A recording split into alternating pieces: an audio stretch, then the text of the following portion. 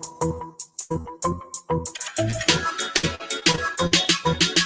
don't need Netflix, you don't need cable. Hop on YouTube, welcome to the hood table, where we chop up local and global events vocally.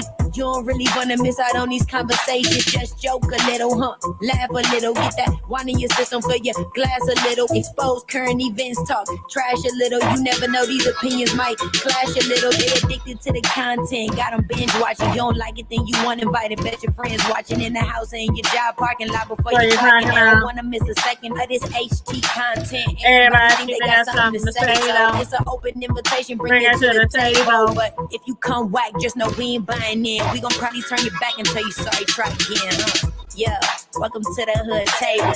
You don't need Netflix, you don't need cable. Yeah, welcome to the hood table. You don't need Netflix, you don't need cable. Hey, come on in, y'all. We back on the hood table. You don't need Netflix, you don't need cable. Hop on YouTube, welcome to the hood table, where we chop up local and global events vocally. You don't really wanna miss out on these conversations. Just joke a little, laugh a little, get that wine in your system, fill your glass a little. Expose current events, talk trash a little. You never know, these opinions might clash a little. They addicted to the content, got them binge watching. You don't like it, then you want invited. Bet your friends watching in the house and your job parking lot before you clock it. They don't wanna miss a second of this HD content. Everybody think they got something to say, so it's an open invitation, bring it to the table. But if you come whack, just know we ain't buying in. We gon' probably turn your back and tell you sorry, try again, Yeah, welcome to the hood table. You don't need Netflix, you don't need cable. Yeah, welcome to the hood table. You don't need Netflix, you don't need cable. Hey! What's up, my The Hood Table family, fam, bam, friends, supporters, followers, subscribers, this, that, and the third. Welcome back, welcome back. We just finished a different review about an hour ago, 30 minutes ago.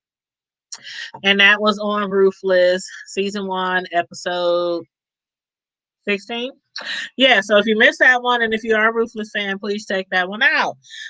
Make sure you guys like this video, share the video, subscribe to The Hood Table. If you are on Facebook, make sure you come on over to The Hood Table and subscribe to The Hood Table, DAHOOD Table, thehoodtable.com. Now, that is also our website. We are also on Facebook, IG, Twitter. Facebook, IG, Twitter, yeah, and thehoodtable.com. So follow us everywhere. We are everywhere, you guys. But yes, this episode that we're doing right now, this review is going to be on Power Book 2, Ghost, Season 1, Episode 6, Good versus Evil was the title of the show. Please make sure you let me know what you think about the show, the characters, the storylines, all that, this, that, and the third. This episode I thought was really, really good. It's been a long hiatus. I mean, from episode 5 to now, episode 6 was just came on yesterday. It's been some months since we seen Power. So let's jump right into it. First of all, we're gonna do a quick recap, a really quick recap. So last episode before the mid-season break, we saw at a party Tariq. He had stopped by at a party where his friends Braden was, and he had accepted a drink that was supposed to be for Braden.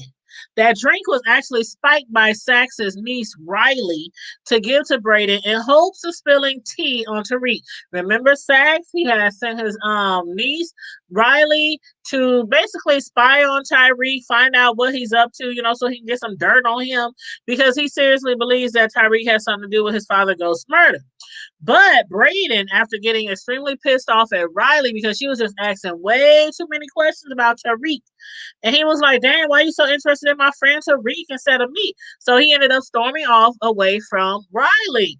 He then came across Lauren, who he has an interest in, the beautiful Lauren. He likes Lauren, and so does Tariq. But anyway, he came across Lauren, who he has the hots for, and so he ended up handing off his spiked drink that was spiked by Riley. He handed it off to Tariq and told Tariq to loosen up at the same time. Tariq did loosen up all right. As y'all remember, before the mid-season break, Tariq, he took that drink. He ended up getting drunk as hell because, remember, Tariq, he is not a drinker. He doesn't drink. He doesn't do drugs. So after he got drunk, he was in his feelings. He went to visit his father's ghost gravesite. And while there, he got to rambling and crying about what he had to do. Tariq had no idea that he was being followed by Sax that night, nor did he realize that Sax was recording him on his cell phone. So Sax recorded Tariq telling his father Ghost. Of course, the ghost is dead, but you know how we do when we talking to the people who passed on. He was up there crying and rambling on, and he said, "You were in the way. I had to do it." So Sax took that as an admission of guilt, like Tariq confessing to the murder of his father Ghost. So now we are on season 6, and again, it's called Good versus Evil. And Sax and Mclean was discussing that video footage that Sax had got when he was following Tariq. And Sax tells Mclean that he believes Tariq just admitted to killing Ghost on that video, but that's not enough proof, as it most likely wouldn't be admissible in court. So now the plan was for Mclean to back off the recusal and take it to trial. Mclean and Sax are planning to work together to put Tariq behind bars and get Tasha off at the same time. Now, if Mclean can get Tariq to take the stand, then Tariq can be attacked by Sax on the cross-examination. That would, of course, be a win-win situation for the both of them. Mclean will win the case of the year, and Sax, in return, he would get his killer, who he believed killed Ghost. So while Tariq was in class, he gets a call from his mother, Tasha. Tasha explained how she asked for a deal. She remember before the break, she had asked for a deal. She decided that's what she was going to do because she didn't want Tariq to go to jail.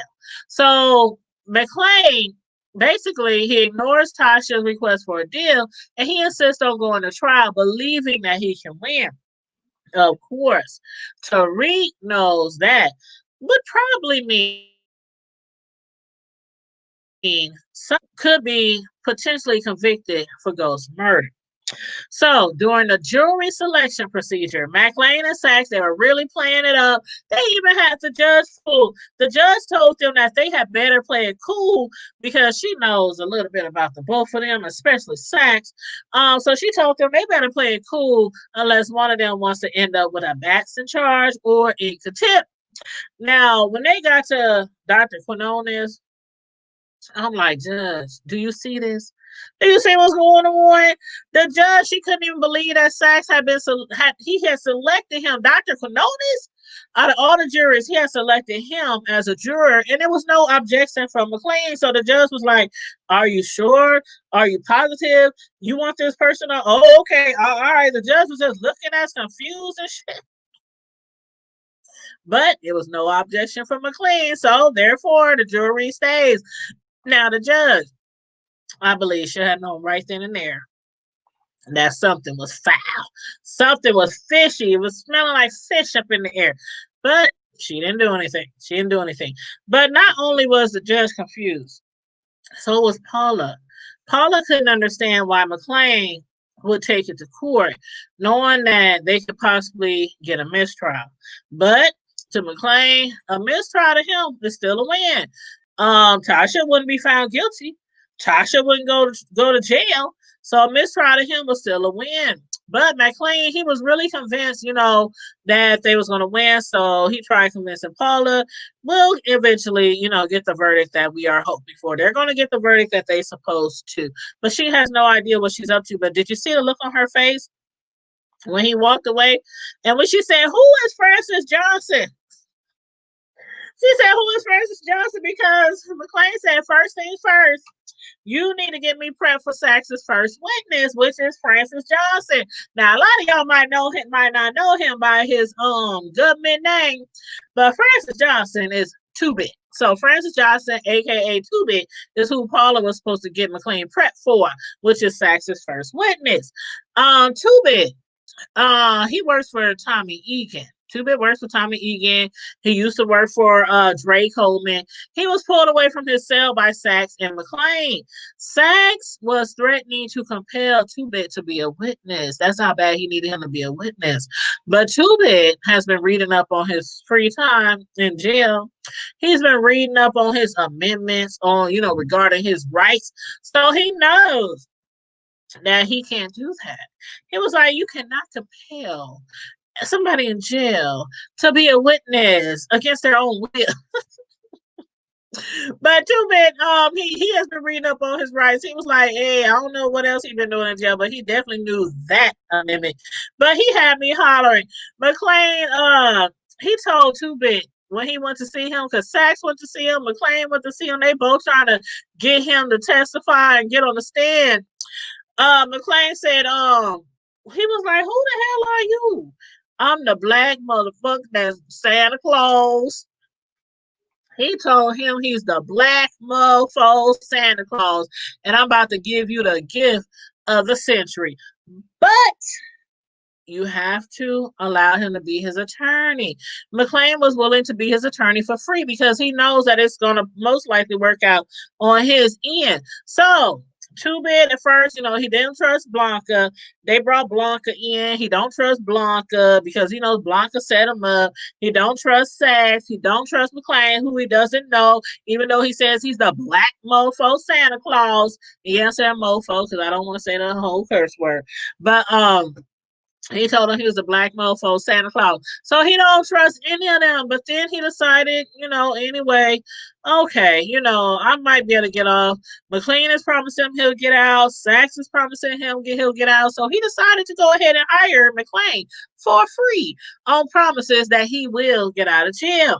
But on the stand, I was like, because McLean and Sax supposed to be working together. But on the stand, Two-Bit testifies that he's not aware of Ghost's crew. Now, for some reason, hey, Deanna, what's going on? I don't know if you watched the most recent episode of Ghost, the spinoff, but it was good, honey. It was good. On the stand, Two-Bit, he had testified that he's not aware of Ghost's crew. Now, for some strange reason, they are under the impression that Ghost might be Tommy Egan. But we know that Ghost is James St. Patrick. So, Two-Bit, he testified that he's not aware of anybody in a crew or anybody named Ghost. He also stated that there's no way a white guy like Tommy Egan, who they are labeling as Ghost, could be running a major drug organization in Queens, New York. On that matter, he also denied knowing Tasha, stating that if some woman was running a drug organization, he, of all people, would know about it. Girl, you said you haven't watched it in a long time. Why is my youngest son, my 19-year-old, I guess his friends was telling him, man, did you watch the latest episode of Power? And he's up there like, I don't watch Power. And all his friends was like, you don't watch Power? And he said, no, but my mom watched Power and she's been doing reviews on her YouTube channel of the show since the very beginning of Power. If you guys want to see all my reviews, some of them are on my channel, Tanya's Primetime TV, before I started over here on the hood table. But yeah, and they was like, man, your mama watch Power and do reviews and you don't watch the show? So then my son comes up to me today and says, Mom, why didn't you tell me to watch Power? I said, you lying. I don't know how many times I done told y'all over the years. Did y'all watch Power? Make sure y'all don't record over my Power because I always got it on DVR every week, like with the rest of my favorite shows. So I'm like, boy, quit lying. I done told you all about Power and asked you many times why you don't watch Power. I think my other son watches it, but he don't live here anymore, but I don't know if he watches it. So now my youngest son, my 19-year-old, is watching Power, and he had to start all the way from season 1 on the original Power before the spinoff. So he got a long way to go. So I told him I'm doing a review on season 1, episode 6 of the spinoff tonight. So You might not want to tune in because it's going to be a lot of spoilers. But yeah, I was like, no, you didn't say I didn't. I didn't tell you about that boy. Bye. But anyway, as far as Two Bit being involved in the organization, he stands firm. When he was on trial, he stood firm that he was set up by Blanca Rodriguez, the crooked cop. But is Mclean really working with Sachs, y'all? Because I was getting a little bit confused. Like the entire courtroom, they was gasping when Two Bit told Sachs that he had gave him transactional immunity. As long as he showed up, took the stand, answered the question to the best of his abilities, he'd end up, holding up his end of the bargain, his end of the deal. Two Bit was like, yeah, I got a lawyer. And then Sachs turned around and looked at McLean like, oh, really? I see. I don't think he saw that coming, that McLean was going to be his lawyer. And then, just like McLean promised, Two Bit also got released from jail. Released from jail. But moving right along, away from that, let's discuss Kane, Diana, Monet, Drew, and the crew. Kane is under the impression that his little sister Diana is having sex with Tariq. The only sibling who is actually having sex though is Drew. Drew's sexual preference or him sleeping around, with Everett is no secret to Diana or their mother Monet. But this again leads me to wonder if Kane has any idea that his brother Drew is gay. Not only that, but if Kane does know, how does he feel about it? Kane was pissed off. He was outraged. He was upset at the idea that he thought Tariq was actually sleeping with his sister. So Diana, she looked at Drew and was like, please, could you please tell him I'm not the one mom's talking about being in somebody's bed. I'm not the one sleeping around. Drew didn't even defend her. He didn't say anything in her defense. Instead, he said he's the one who knows how to keep his mouth shut. Now, that was a dig at Diana, right? That was a dig at Diana. You said I haven't watched TV in a while. Have they been long enough for a spinoff? Yeah. The original series, the original Ghost Power, it was 6 seasons. It was 6 seasons. And then after the 6 seasons, they did a spinoff, and it's basically called Power Book 2. In the original season, at the very end, Ghost had been allegedly killed. Allegedly, he's dead. He's buried 6 feet deep.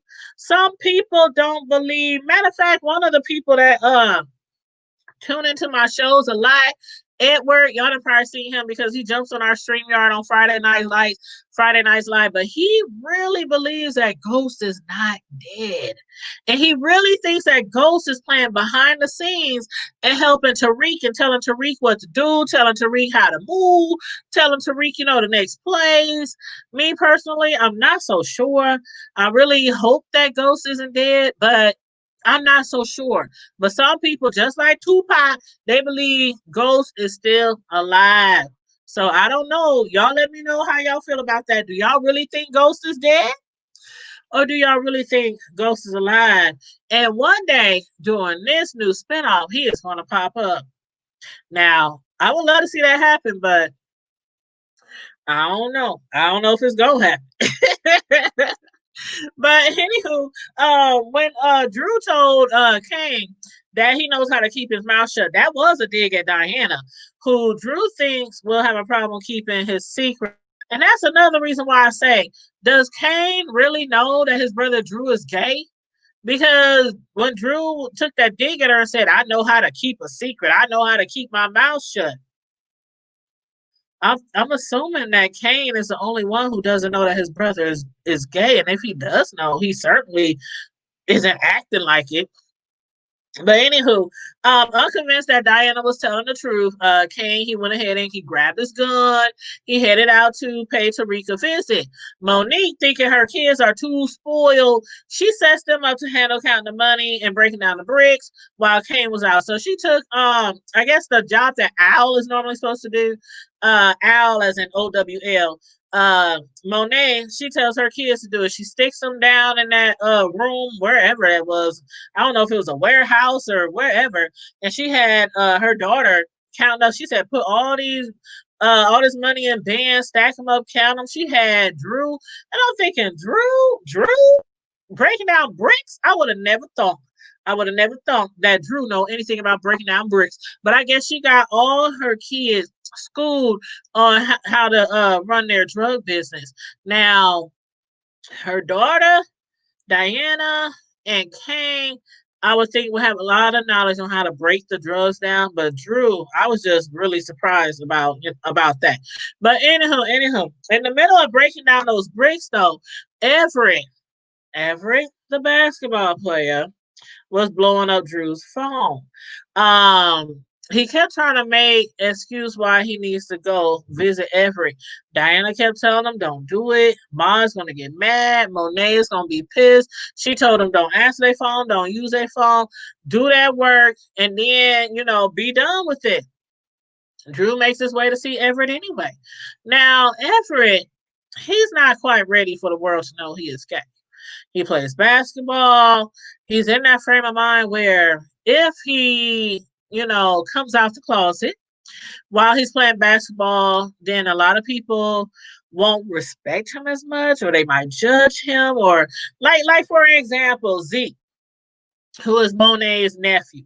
Like, he don't think Zeke could treat him the same. He won't hand him the ball as much, things like that. And I'm sure that's a lot of things that athletes, whether pro or college, think about when they are in the closet. But anyway, he still wants to have sex with Drew though. He don't want to come out the closet. He's afraid of not being able to play pro basketball if somebody found out. But he still wants to continue having sex with Drew so long as Drew can keep his secret. After a round of sex, Everett, he receives from his tutor a study guide with a side of Drew's family pills. Now, Drew didn't know that Everett was doing drugs, but he knows now. And he also knows that the drugs that he's doing is from his family's stash, which Tariq is supposed to be selling on campus. So after seeing the package, Drew, he tried to figure out the connection between the drugs and the tutor. Before he could figure that out, though, Diana, being sent by Monet, was at the door to bring him back home. Diana, she did, in fact, figure out that Tariq is behind the Course Correct tutoring app and drug connection. And of course, she relays that information. She shares that information with Monet, including the fact that Tariq is charging the kids triple the price. Tariq is on the come up, y'all. Tariq is on the come up, y'all. He is charging triple the price. So not only is he making money for Monet, he's making money for him and some. So all this extra money, of course, is going to his mother's attorney, putting money on his books, on Tasha's books, and for his mother's attorney, which is Mclean. So now, as far as Kane, though, let's get back to Kane. In his search for Tariq, Kane comes across Braden and his brother Trace. Now, remember episode 5 before the break, Trace, he had found Braden's stash. He didn't know that stash wasn't just personally Braden's. That stash, of course, was what Monet had gave to Tariq to sell on campus. So technically speaking, it was Kane's stash. So Kane, he came across Braden and his brother Trace, and the brothers was in the middle of fighting over Trace stealing, Tariq and Braden's pill stash. Man, Braden, his brother, had no idea who the hell he was popping off to. Trace was popping off to Kane, talking about take your ghetto ass back to. Man, before he knew it, Trace found himself staring at the end of Kane's gun. I'm not sure, and I said this before the break. I'm not sure. I'm not quite sure why Tariq thought it was smart to reveal to Braden, that the family, the names, Tyreek gave him the names, he gave him the mama name, he gave him the son's name, he gave him the daughter name, he gave all the information on the family where he's getting the drugs from and the way he's selling the drugs and everything. I don't know why he thought it was a smart thing to do. I really don't know. But anyway, next thing you know, Kane, he has the two of them, Braden and Trace. He has the two of them on the corner. They now corner boys. He put them on the corner, had them slanging his drugs.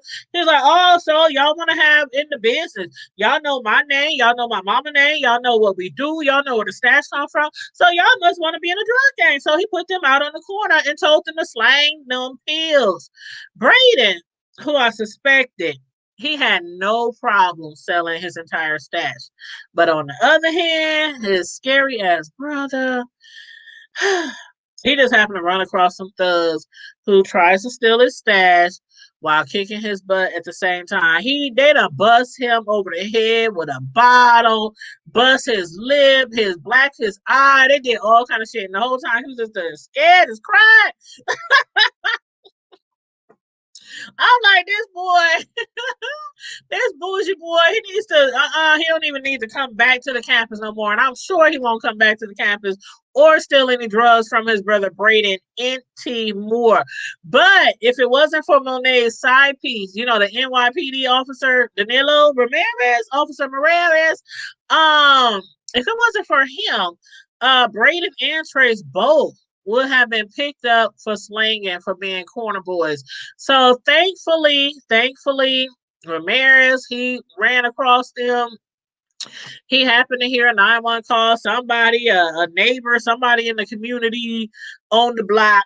They didn't call and reported two white boys, two strange white boys who they ain't never seen before on the block as corner boys. They up here on the block on two separate blocks. So it was really peculiar, to the neighborhood. Like, okay, where these white boys come from? One over here, one over there.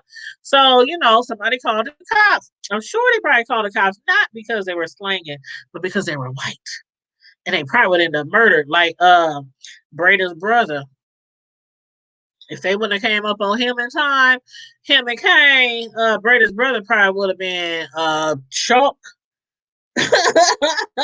a chalk layout on the corner. That's probably what he would have been. But anywho, so Ramirez, he happened to hear his call and he showed up before any other cop could haul him in. Ramirez also checks Kane on his behavior. Somebody needed to check Kane on his behavior. I didn't think it was gonna be Ramirez, but Ramirez definitely checked Kane on his behavior. Kane didn't want to hear it. He was popping off, talking back, talking about you work for me. Nope. Y'all all work for Tejada. Y'all all work for Tejada. Kane works for his father. Monet works for his father. Drew, all of them, including the cop, the shady cop, Ramirez, they all work for the Hada. But that's one thing that Kane doesn't understand. He might think he's running the streets out there, but he's still working for his father. His father got the final say. So, anywho, he checked Kane on his behavior, but he also checked his mother, Monet, as well. Now, everyone, including Monet, knows that Kane's behavior is way out of line. He is uncontrollable right now. And he's also bad for business. But will she eventually allow Ramirez to put Kane back in line like Ramirez suggested? He told her somebody needs to get him back in line. His father is in prison, serving life. So some father figure needs to put him back in line. Will Monet allow Ramirez to put Kane back in line? Y'all let me know what y'all think. Somebody needs to put him in line. Because Monet, she seems not to be getting through to him at all. Like when they were arguing, when he came back home and Monet was trying to check him on his behavior, did you see how he knocked Monet to the ground? He knocked his mama to the ground. He didn't even help pick her out. He was just like, he was uncontrollable. Now it might have been a fit of rage that he knocked her on the ground and not on purpose, but he still was out of line and he still was disrespectful to his sister and Monet. So as a result, when visiting his father Tejada, in jail, Tejada, after visiting him and, telling him what he thinks about what's going on and everything, Tejada gives him a hug, gives him some love, and he sends him on his way, and he thinks it's all good. Kane think it's all good in the hood. When he got outside of that visiting room, his father Tahada set it up so that all the guards were surrounding Kane and the doors locked. And Kane already knew what was about to happen. So he got ready. He got in his stance. He started swinging on them, but they whooped his ass. Had all on the ground. They was stomping the mess out of him. So Tahada set it up for the Canes to set up for Kane to get a lesson. Afterwards, he bent down in Kane's face and told him, "You bet not ever, ever put your hands on my wife, Monet, again." So y'all let me know. Y'all let me know. Do y'all think Kane got the message? Do y'all think he got the message? Do y'all think that this is gonna make matters worse? Do you think it's gonna make matters better? I personally think it's gonna make matters worse for everyone. But y'all let me know how y'all feel about that. Y'all let me know. And make sure again you guys like the video, share the video. If you are watching from Facebook, please make sure. Let me pull the banner up so you guys can see it. Make sure you like and share the video and subscribe to our The Hood Table channels across the bottom of the screen. Make sure you subscribe to The Hood Table on YouTube, and it's The Hood Table. And you can follow us on Facebook, Twitter, IG, and also our website is thehoodtable.com, where you can find our link to our The Hood Table store and get you The Hood Table merchandise. And you can also sign up to receive our monthly newsletter over there on the Hood Table website, thehoodtable.com. On that note, everybody, like and share the video, subscribe to the Hood Table. I hope you are enjoying the show and the reviews. Stay safe, be blessed, and I'm out. Bye.